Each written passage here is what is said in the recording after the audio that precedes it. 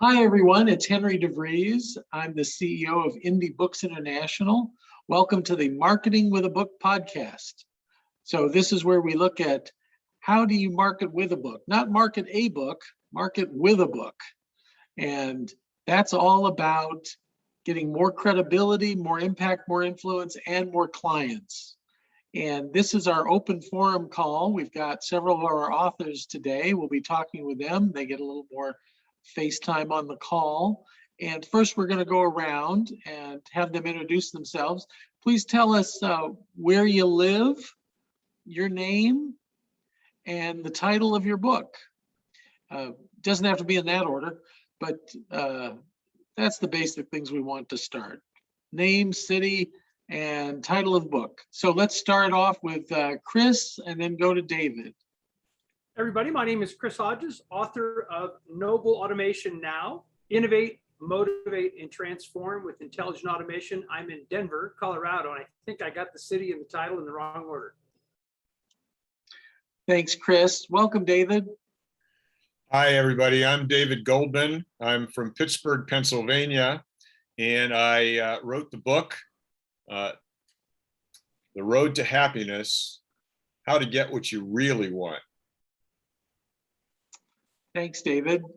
How about Dr. Carey and then Joe? Hi, everybody. Dr. Carey coming to you from sunny Denver, Colorado, and I am the author of the book, Self-Help on the Go. Welcome. Mason. Well, hello, everybody. Mason Harris. I'm in the Washington, D.C. area, available for interviews on anything politically sensitive, and I'm the author of the book, The Chutzpah Advantage. Look forward to speaking with you. Thanks, Mason. And Teresa Ashby, Dr. Ashby. Hello, thank you. I'm Dr. Teresa Ashby, and I am from Long Beach, California, and my book is called Better Implementation Now, 8 Ways Great Strategies Fail and How to Fix Them. Okay, thank you. And Joe. I'm Joe Pallo from St. Paul, Minnesota, and the title of my book is How to Sell Nothing, a logical way to make the emotional sale. Okay, thanks, Joe. Thanks, everybody. So we're going to go a little deeper today. It's an open forum, so we're going to hear from each one of you a little more on the book, and also it'd be a great time for a question you have about the marketing ahead or any feedback you're looking for. So that's the purpose of today's call. So let's start off with David Goldman. David, tell us a little bit more about your book, and is there something at this stage of the game you're thinking about? Well, thanks, Henry. I appreciate that. Yeah, the book is 9 stories of people who hired me to get a particular result in their life. I make most of my living by coaching people one-on-one. They hired me to get something, and along the way, they got something that was even more important, which is really how to accept and maybe even like themselves. And when that happens, what I notice is when that happens, it shifts the communication that people have, not only with others, but especially with themselves. And that can make all the difference in the world. The next book, what I'm really excited about, and not that I'm not excited about that, but the next book is, the working title is Bringing in the Business, How to Create More Revenue Without Feeling Like a Salesperson. Designed specifically for professional people who know they need to bring more business in order to be successful, but they don't want to think of it as sales.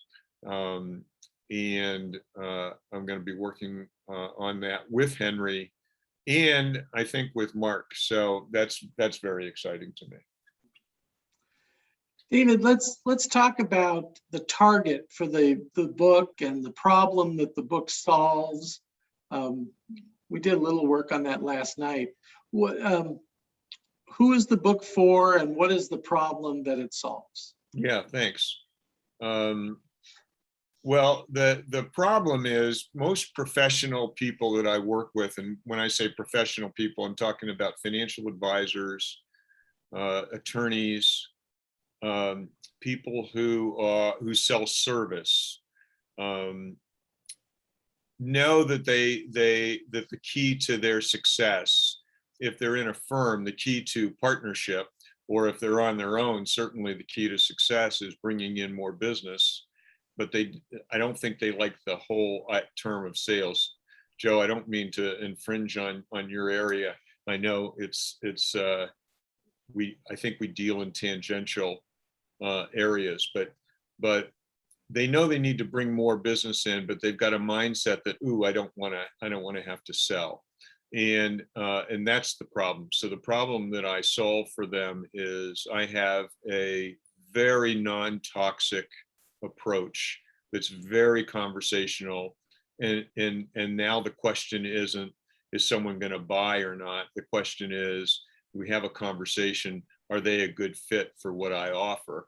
And it just shifts the whole dynamic. Does that answer your question? I hope. Oh, it's a great start. The issue for a lot of our authors is, and Teresa Ashby faces this. I know I face it. Mark faces it.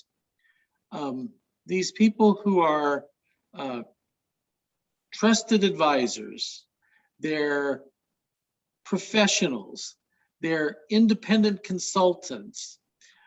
There's this whole group, and I'm not sure if there's any term that's out there that they all identify with and say, that's me, that's my group.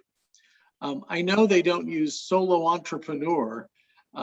That's what the Census Bureau calls them. So we're always looking for those terms. And Mark has used things about people who sell their time, talent, and or their wisdom and their, so it's all these things that it's that service business. I feel financial advisors are a big group in that. Yeah. And to your point, attorneys are the biggest group. However, I have not found them to be open to a lot of advice in the area. Well, more like the rare attorney. Exactly. Exactly. And so one of the things that I do with attorneys is I let them know that I don't really market to attorneys anymore. And now they have to convince me that they're the right kind of person because if all they want to do is argue all day, I'm not interested. That's not the way I want to spend my life. And so I had one guy who put it so brilliantly. He said, there's two kinds of attorneys. There are gladiators and there are senators. He said, I'm a senator. You need to teach me how to bring in more business, and I'm not going to argue with you all day long. And I said, perfect. And he ended up being a perfect fit. And so the people that want to argue all day long and don't want to take advice, if you've got time for a really quick story, Henry, I was doing a seminar one time. There was a group of about a dozen attorneys in the room. And one of the things that I was talking about was time management. And one of my basic principles is there is no such thing as time. It was a made up system, but the system that got made up was 24 hours a day, 7 days a week, which is 168 hours. And this one guy sitting off to my right says, there aren't 24 hours in a day. And I said, well, on this planet, that's always what I've been taught, is that there's 24 hours in a day. And he wants to argue about it. He says, there's not 24 hours in a day. In fact, you've got to sleep and you've got to do all these other things. And I said, yeah, part of the 24 hours, I said. And he said, but there's not 24 hours in a day. And I turned to the rest of the group and I said, and that's why I don't work with attorneys. So my similar story is teaching at the graduate level at UC San Diego. Yeah. And I was teaching ethics. And the case I had was about the president had an affair with the vice president. And this has happened at several stories about this. And it's always a male president and a female vice president. Mary Ben, let's see, anyway, I'll leave out specifics. But I'm going through and I'm talking about this, and I have this student, she goes, I don't understand. And I said, well, they're both married to different people and they have an affair. And she said, I don't understand. Why is this a problem? And it went on 3 times. And then another student said, Professor DeVries, she's French. I said, oh, okay. In America, this is an ethical problem. Exactly. Because in France, that wasn't a problem. Not a problem. Yeah, not a problem. Okay. Yeah. You bring up an interesting point I want to share with everybody from a business development standpoint. I want you marketing to a certain target audience, a perfect fit target audience. That doesn't mean you can't do business with anybody else. And I also adopted the philosophy that if you want to meet with me and convince me to take you on as a client, it sounds very arrogant, but when done right. So I had this man and I said, I work with independent consultants who want to attract high-paying clients by marketing with a book and a speech. He goes, well, I want to pay you for 2 hours. Can I just give 2 hours and ask you a bunch of questions about my business? It's this retail business, a specialty retail business. So I said, okay. So I'm meeting with him and something comes up and I said, well, when I worked with Target, what we did in that situation was this. And then another thing came up and I said, oh, well, when I worked with Petco, what we did in that situation was this. And the third thing came up, another retailer, and he goes, hey, wait a minute. You said you only work with independent consultants. I said, no. I said, my target audience is independent consultants. I didn't say I haven't worked with other people and I didn't have that experience. I'm just not seeking that business right now. So after 2 hours, I knew enough that that's all I wanted with this person. Yeah. So you get to make those decisions. That's right. So we market to a specific group. We can have a sales conversation with anybody who approaches us and it's interesting to you. It's called the professional rule. If a professional meets with you, they will only take your case or have you as a client if they find your work interesting and they believe they can help you. David, I interviewed one attorney for one of my books and I asked him what kind of law he practiced and he said rent law.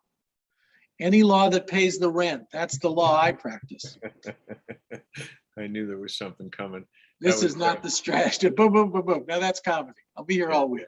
Yeah. Okay, thank you, David. With that, we should move on to Mason. That sounds like a perfect Mason introduction here. Mason, tell us a little more about chutzpah and your work, and if there's an issue that's on your mind right now. Sure. Thank you, everybody. And thank you, Henry. Let's see. The work is based on research, interviews, experience. It was originally designed as a higher level sales training called the Chutzpah Rules. The book ended up becoming the Chutzpah Advantage. And I was giving presentations to sales teams. The feedback I was getting back was that this is more motivating than we expected. We thought you were going to give us another training in terms of the technical aspects of sales.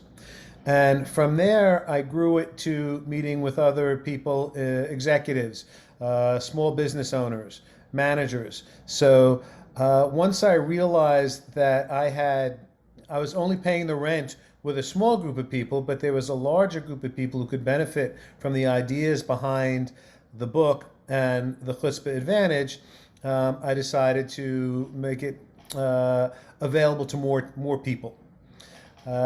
The COVID came along and all the speaking engagements went away. So I felt this is a good time to write that book that I've been putting off. And with Henry and the team at Indy, the book is now out there. Reviews are good, although I wish I had more. And sales are steadily, or at least I believe steadily increasing. Now, a question that might benefit, that I've run across and might benefit people. In my attempts to continue furthering my reach on the marketing side, I have been paying more attention to those emails or LinkedIn solicitations will help you grow your reach. You'll get more likes and comments, and that will naturally lead to more. I've been unusually suspicious of claims like these and believe that the automation processes that are sometimes used or the methodology used might be frowned upon by LinkedIn. Now, I'm also from New York, so I'm naturally suspicious anyway. So I might be jumping the gun on this. But Henry and everybody on the call, is anybody here using an automated system to try and grow likes and comments on LinkedIn? And I spoke with somebody just this morning overseas who was telling me, oh no, it's fantastic. Think of how we'll add a 0 to all of the views you're getting and the comments. I said, yes, but if they're the wrong market, that doesn't benefit me. Other than that, it looks good. But again, it doesn't pay the rent. Getting back, Henry, to your client. I love that story. So my questions are, does it make sense? Should I continue looking at my marketing mix with more traditional things? And is it in violation of LinkedIn's rules? So any help in this area would be great. Yeah, let me start it off, and then I'll throw it to the panel of experts. Ellen Melko Moore, who is a LinkedIn expert and has spoken for us, and I talk about in my new book, Rainmaker Confidential. See how I worked in my new book title in there? So in my new book, Rainmaker Confidential, we have a whole section that LinkedIn will boot you out of LinkedIn if they catch you doing this. So it is definitely against LinkedIn's policy. LinkedIn is meant to be person to person. And her best recommendation is you could hire a person to be you. And as Suzanne is me and another one of our authors on a first go round, but she's looking for why is Henry and this person have something in common. So the offer to LinkedIn, oh, I see that you're also a graduate of UC San Diego, or I see that you also attended the Harvard Business School program for professional service firms, or whatever the connection is. And then would you like to link in? Sometimes we'll add, you know, I'm a columnist for Forbes.com. That's a nice name drop if you can do that. And then when somebody asks some specific question, it gets kicked up to me and then I answer it.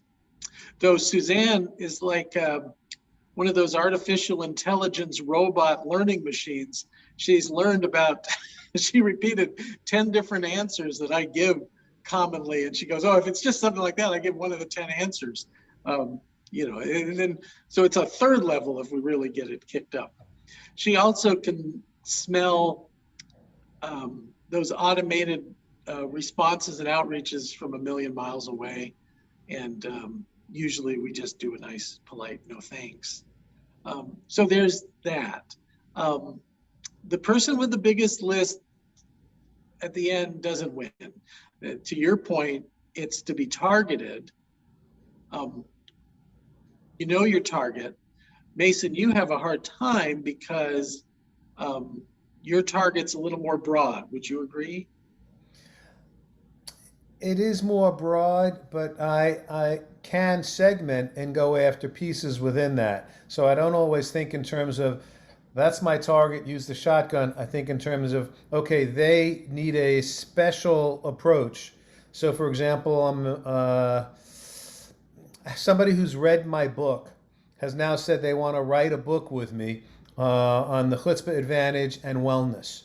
He happens to be a radiologist, using the keys and then generating the stories, so keep it somewhat consistent. But he liked the approach. He thinks that it will work. So that would be an example of, if I was speaking in healthcare, I would target healthcare people with a different story than if I'm speaking to salespeople.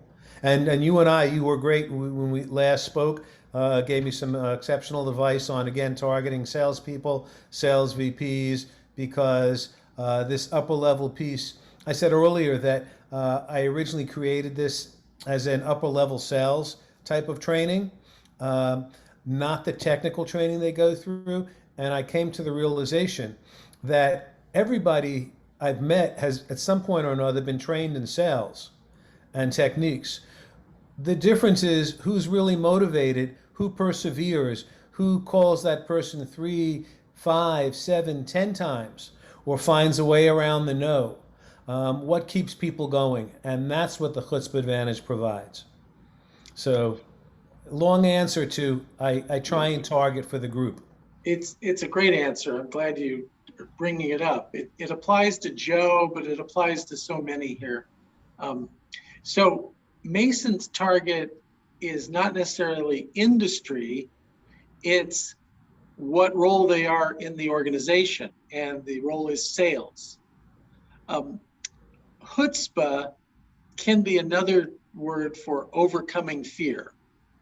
I saw a headline yesterday that cancer never rests. And I thought fear never rests.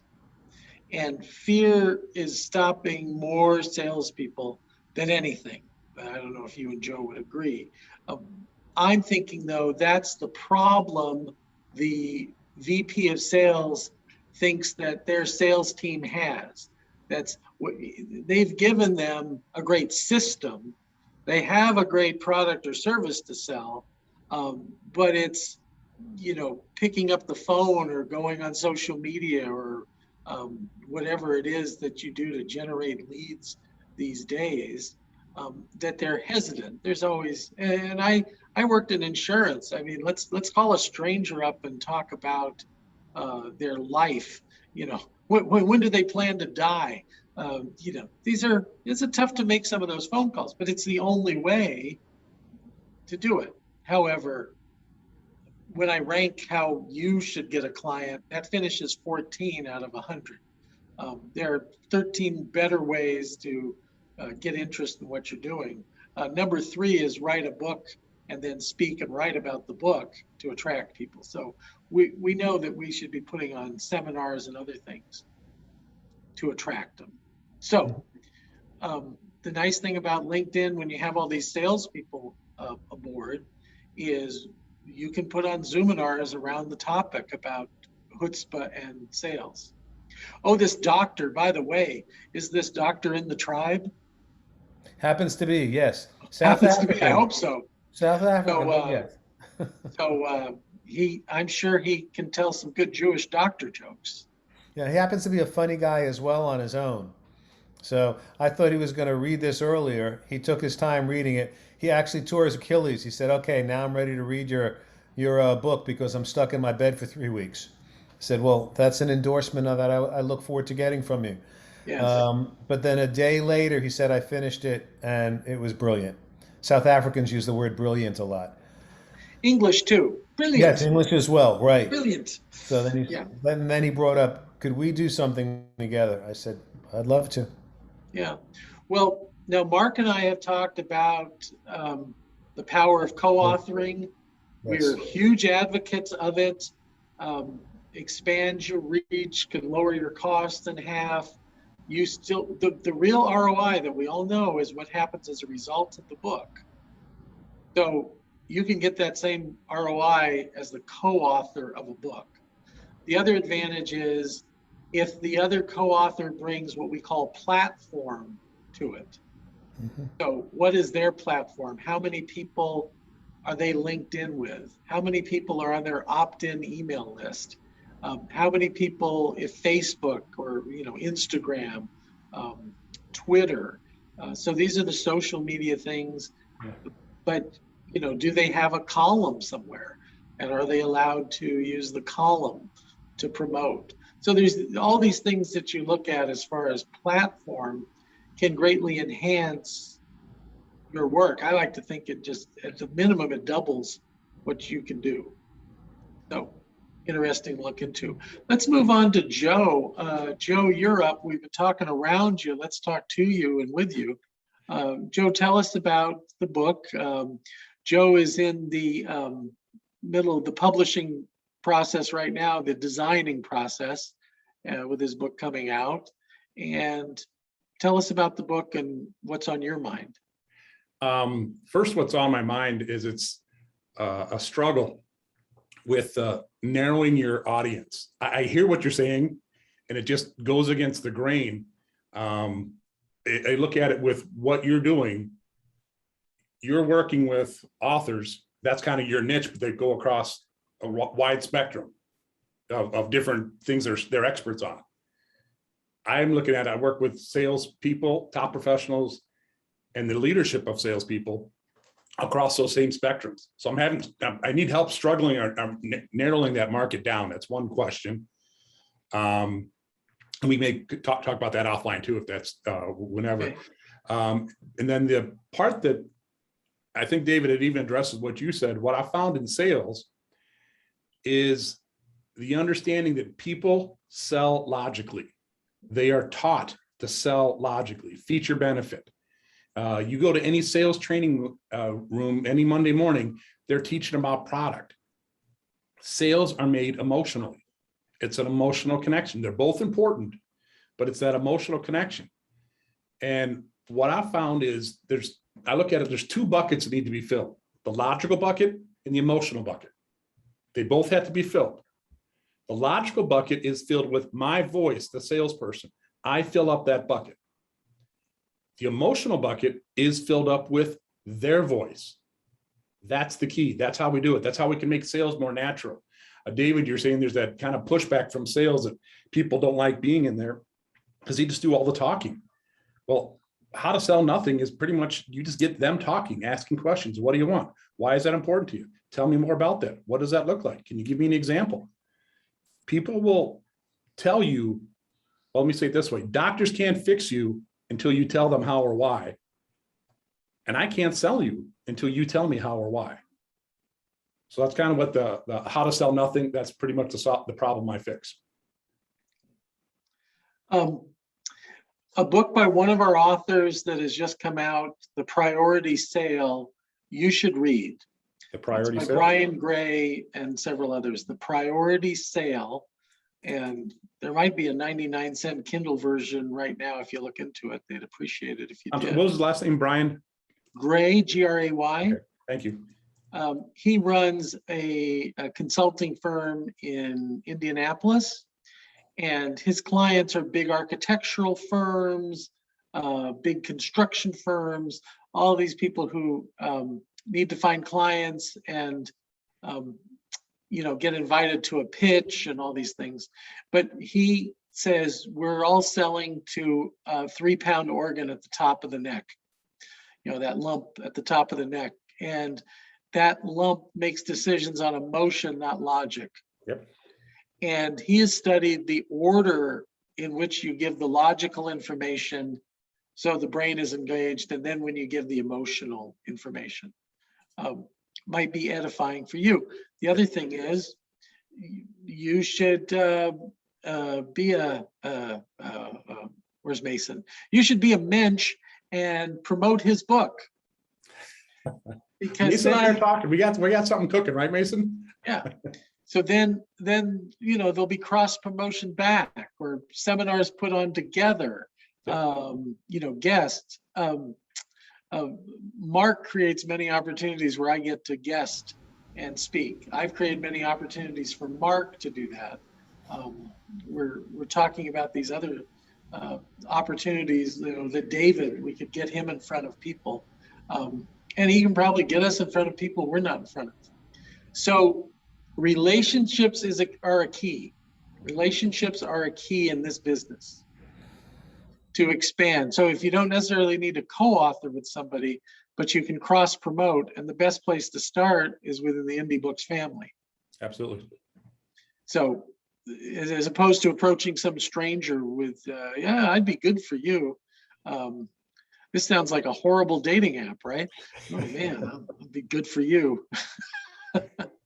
Indies for singles. Yeah, right.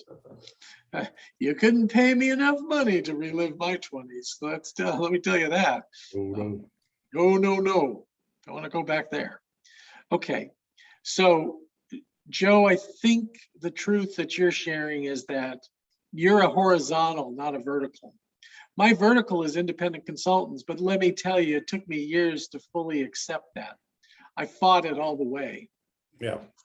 And they kept showing up. And well, I had a big campaign where I had a partner who had created $1 million law firm, and we were marketing exclusively to lawyers about creating $1 million firm, and got 0 clients. Meanwhile, all these independent consultants contacted me and wanted to convince me to take them on as a client. So after the 10th brick landed on my head, I said, oh, the universe is sending me a message. And it's changed everything. So you'll also, maybe you're looking for that and you'll find some intersection. Okay. Mark tells the story of this one man who, if you run a lumber yard, this is your guy. And he just doesn't know about marketing lumber yards. He knows about managing them and selling them and anything to do with a lumber yard business. He's the guy. So maybe you'll become that specialized that there is gold in them hills if you're known to one group and you can help them with many problems. If not, you've got to go, you just help with this one problem, sales. And I like your approach because you're sales system agnostic. It doesn't really matter if I'm using Sandler sales or Miller Hyman or Xerox, Tommy Hawkins, Zig Ziglar, whatever. They all have this common issue that you talk about. Actually, you and Mason talk about the same issue, just from different, you're coming from different places. Mhm. It's like it's like the formula for creating a police show on TV. He's a fast-talking Jew from New York City. He's the slow as you roll sausage eater from Wisconsin. Together they fight crime. So Who's who? gosh, I'm not sure who's who here. just pick the two. I'll explain it later. Okay. With that, I'd like to go to first Dr. Teresa. Tell us about your book, what you're planning. Actually, we pivoted about 3 years ago, and when COVID hit, we were on the side of the right side in the growth. I wrote a book about implementation because I saw the frustration consultants were dealing with when they were trying to implement on their business. And then through our pivot, we really now are all about helping consultants create their e-learning courses within their scalability model. And so how do they add these digital products into their business model, either to generate revenue or generate leads? I mean, there's so many consultants out there that are just tapped out and they have no more hours, no more time to make any more billable hours. So it's been a good pivot. With that pivot comes the opportunity to write another book with you and the team over there. And we started out through the book blueprint. I wanted to just kind of get a hold on that. And if anybody's out there just thinking about writing a book, this is a really great way to get your thoughts organized. And as you put it, Henry, who's it for and what pain does it solve? And so the new book is going to really solve that pain of where do I start and what does it mean for my business and how can I grow using these digital products? So it's been good. And I've been doing a lot of guesting on podcasts to help market what I'm doing. The new book, I'll be marketing it through that. I spend a lot of time on Facebook and LinkedIn for my marketing. My newest thing is, how is Clubhouse going to help with some of leveraging the business, but also when the book comes out? And so I'm exploring that. Our author, Judy Carter, is very high on Clubhouse. I know a lot of us, and I didn't want to be the Clint Eastwood, kids, get off my lawn, Clubhouse, it's like it's the thing. But I was doing a lot, so I was just keeping my eye on it. And Judy, Judy and another one of our authors talks about how they get clients in Clubhouse, and it's to them, it's speaking, and you get in there, and Another author I helped talked about how she got kicked out of a clubhouse group. So she tends to be a little aggressive. Yeah, a little pushy. Mason, I don't know what that be. You have the bad chutzpah you talk about, but there must be some other word for somebody who's just, it's beyond chutzpah. It's just so pushy and annoying. You got to get them out of your life. So, well, go ahead. I was going to say, I'm not sure of the word, but she could be the third person in that detective series with Joe and me. I won't give her intro. I'll say that. I wanted to come back to Teresa. Teresa, so the book was for consultants, and then you pivoted 3 years ago. You're offering something different. Do you feel the book gave you credibility with that group, even though it wasn't on the specific topic? Absolutely. It still creates doors because it's still about how do you implement on your, you still have goals, you still have strategic markers, and how do you grow your business through your strategy. And I definitely think it does. I think people see it on my profile, right? On my LinkedIn and my website. And so just instantly it gives me credibility. Yeah. So Teresa is a perfect fit client for me. So we have a 23-point profile, and you can go down the whole 23 points on the profile, and she's just great. Now, one of the things is, and refresh me, the PhD is from USC? No, from California School of Professional Psychology, and my MBA is from the University of Redlands. Yeah, thank you. MBA Redlands. Okay. Right. So a PhD, MBA, big corporate position with Kaiser Health. So all these things that you would say credibility, the amazing thing is how much more credibility adding author to that is. Because of all the professionals, we're estimating only 15% will actually do a book. Because it's a lot of work, and there's cost and investments and all that. Okay, a lot of us are on the business to business level. Thanks, Teresa. I'm going to turn to Dr. Carey now.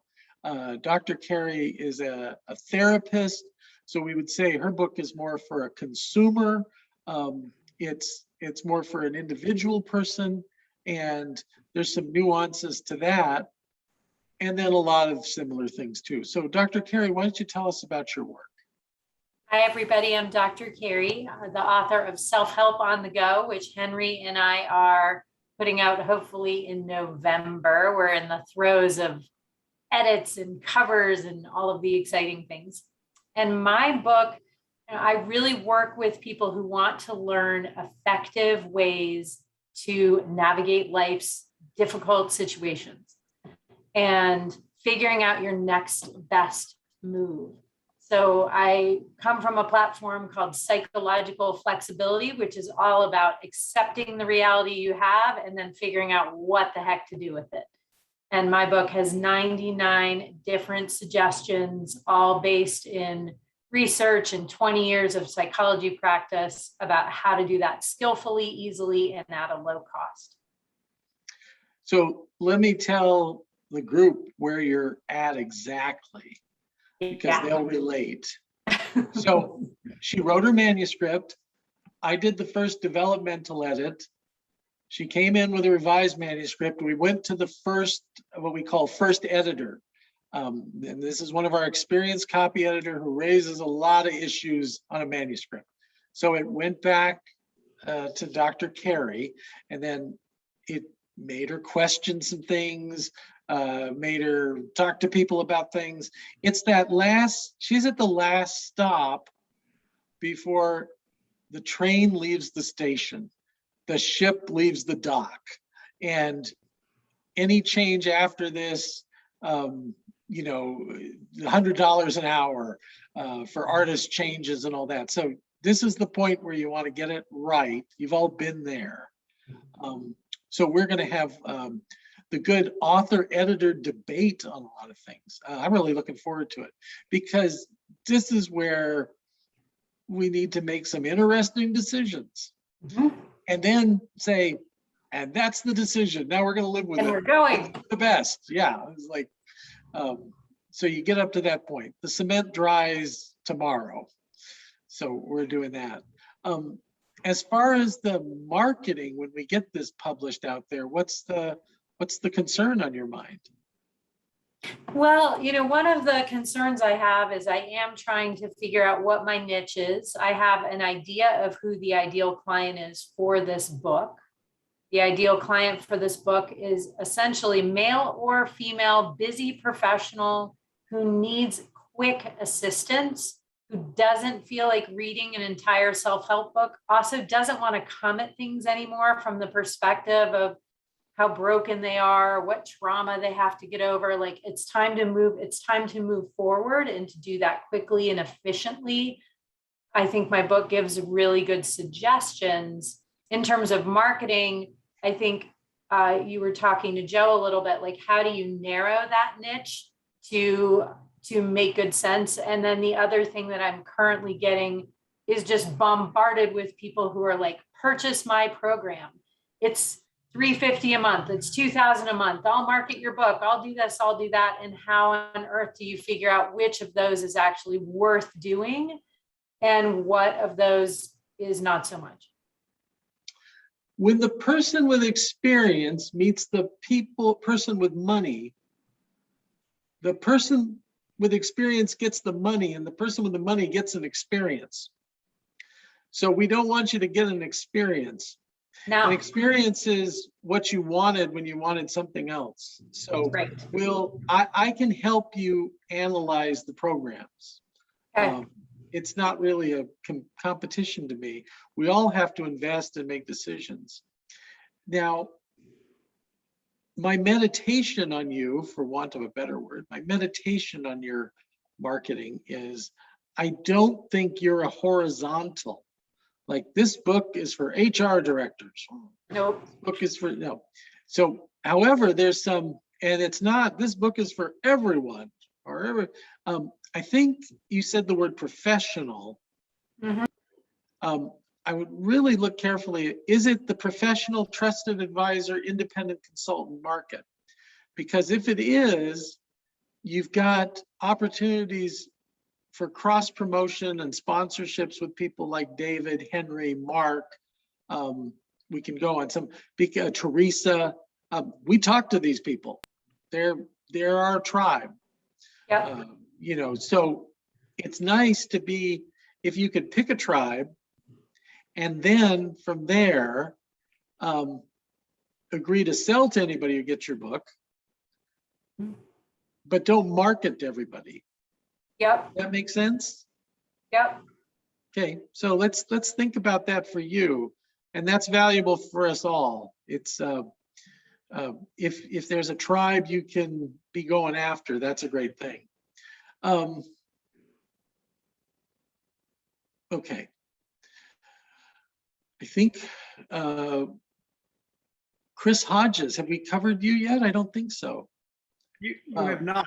And well, that's a horrible error.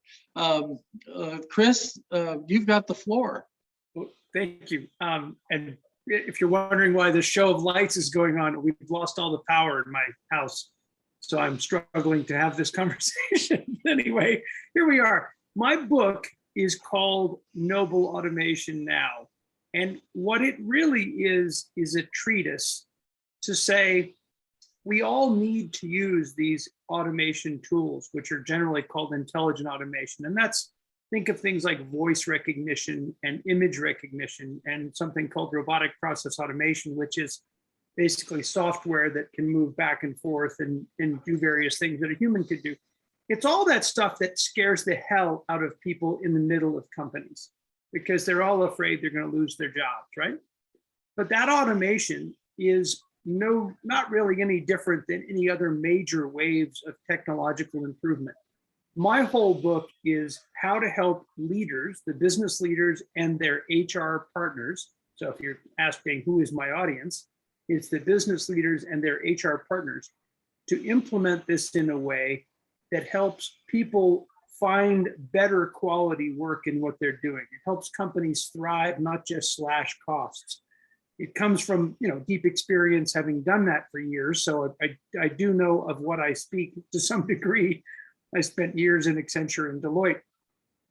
And as my book has evolved, I have found the real calling is much about leadership as it is about the implementation of something as nitty gritty as automation. So my initial audience, and I'm thrilled to have this group and people to talk to about this. This has been a real valuable thing for me to have everyone to talk to and listen to. My initial wave of sales, I expect to come from the 13 C-level executives who I actually interviewed for the book. So 6 Fortune 100 CEOs. There's a long story how that happened. Luckily, it was kind of a lucky thing. But anyway, very senior level CEOs and CHROs. And I've already had one of them who looks like they want to have me come with my book and brief and train their leadership team. So that'll be my first wave, is these people who embrace this idea of the nobility of work and using automation to do that. My questions for this call, Henry, when I saw your email that said, bring your questions and throw them out there. There are two things that I have read your book. I have listened to you for months and enjoyed that. And I'm right smack in the middle of your tribe. I am that guy you're selling to. Two things that seem to be very appealing and make sense for me. One of which is this storm starter strategy, right? Which I know Mark talks a lot about and how that works. And another, and I don't want to say second, because I think the small scale seminar, reaching out to people for the small scale seminar, which I believe is your #1 suggested business development tool. That's the second one. So if I were to ask questions, if that was an opportunity, one, some thoughts around how not to give away the family jewels in the small scale seminar. I know everyone worries about that, but I'd love to talk a little bit about that. And what length of time, Devin and I have had a call on this, what length of time is a good thing to do that small scale seminar given today's world of Zoom, et cetera. And then you can spend some time on that storm starter strategy. I love the idea of making 2 or 3 phone calls a day. I'm not sure what I'm saying on the phone. So I'd love to talk about those two. Well, thanks. Let me just do it real quickly. Okay. So the first question is, how do I not give away the family jewels? I've studied this extensively. I've studied the most successful people at this. You can never give away too much information at your workshops and seminars. And for a lot of you, I want to recommend a book. If you want it from me, I can get it for you. Wealth Through Workshops by Callan Rush is a very detailed model of how to do this. Dr. Carey, you probably need to be doing this. And it's your offers to leverage your time and find these non-broken people, but who want the prize, as they can be so much better with the 99 tip strategy, life hacks, whatever we want to call them in the book. So you can't give away too much. And they hire you for specifics. It's not because they became an expert in everything you taught. Your presentation taught them, oh, this woman, this man is the expert. Let me have a meaningful conversation with them and get to specifics. Also, I found orally, you cannot give away too many specifics on the phone calls. Just what I won't do is write down specifics for them, but I'll talk it through them. One person today was concerned about stories for their book. And I said, well, let's work on a story. Give me your story. And we spent 20 minutes. And by the end, she says, okay, now how do I hire you? When can we start? Because that proved to her, she didn't go, ha, I stole a story from Henry. No, I can pay him. It was enough to say, okay, I need him to do 12 stories like that for my book. Same thing with you, Chris. Same thing with a lot of us. The storm starter calls, really quick, are going to go to decision makers who can hire you to give a presentation, or decision makers who can hire you as a consultant. So Mason might come up with a list of sales VPs who could use Mason to be a speaker. And his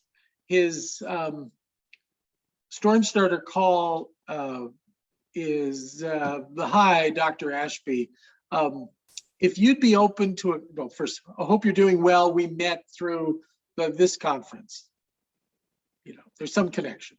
And second is, if you'd be open to a conversation about having me talk about the chutzpah advantage at an upcoming conference, that would be greatly appreciated. I know you're busy, so when the timing's right, we can do that. Let me send you a copy of the book. Look forward to it.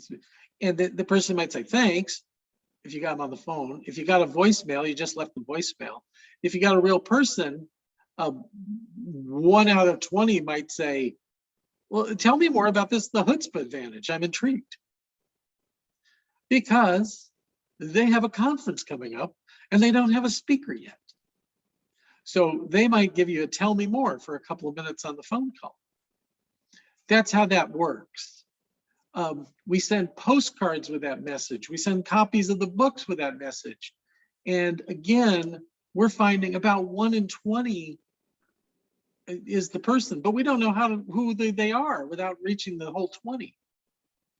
Others might have this latency thing where a year later or something you hear from them.